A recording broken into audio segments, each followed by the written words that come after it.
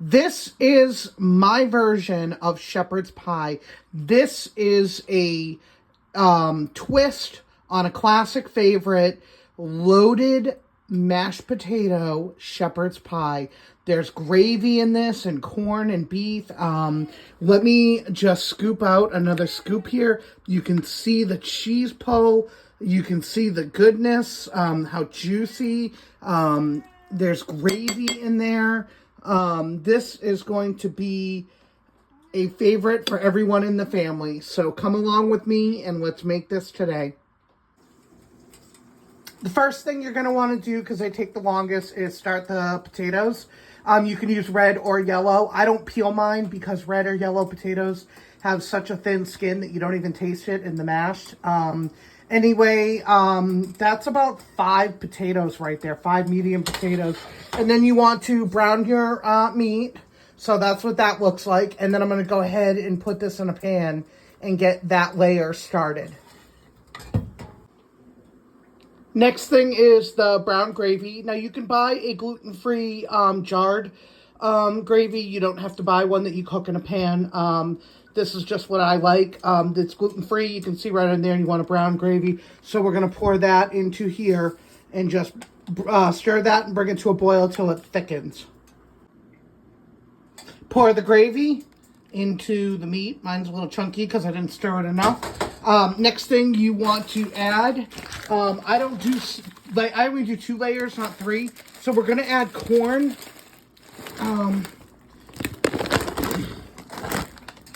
We're going to add some corn, and then we're going to stir this all together. I'll show you what it looks like after. Okay, this is the bottom layer and what it looks like all mixed together. So this gravy, a pound of ground beef, and some corn. And just use your judgment with the corn. That's about how much I like. Moving on to the mashed potatoes. Start off by making your loaded mashed potatoes like regular mashed potatoes. So it's about 3 tablespoons of butter and about 1/4 to 1/3 cup of your choice of milk, and then start adding your layers. So the cheese, I added the cheese, and we're going to continue by adding bacon. This is the bacon, and what I do is I put it in a plastic bag and I put it in the refrigerator, and then I start off just by, this is about 8 or 9 slices, and I just squeeze it, and that's how I make the bacon bits. Just continue to squeeze it until they're the size that you want them to be. See how they're turning into bacon bits? This is what it looks like with the bacon. You can see they're nice small pieces. You can see the cheese in there, and next we're going to add sour cream. I added about 1/3 cup, good scoop of sour cream. So that's the last ingredient. And then I'm going to stir that. I forgot to mention the cheese is about 1 cup of cheese, cheddar cheese. Here it is. Make an even layer all the way across the top. Everything's still a little warm, so I don't think you'll need to cook it for more than a half an hour. But you are going to bake this in the oven now just to melt all the ingredients and heat everything throughout, because the corn, we didn't really heat up the corn. So put that at 425 and bake it in the oven.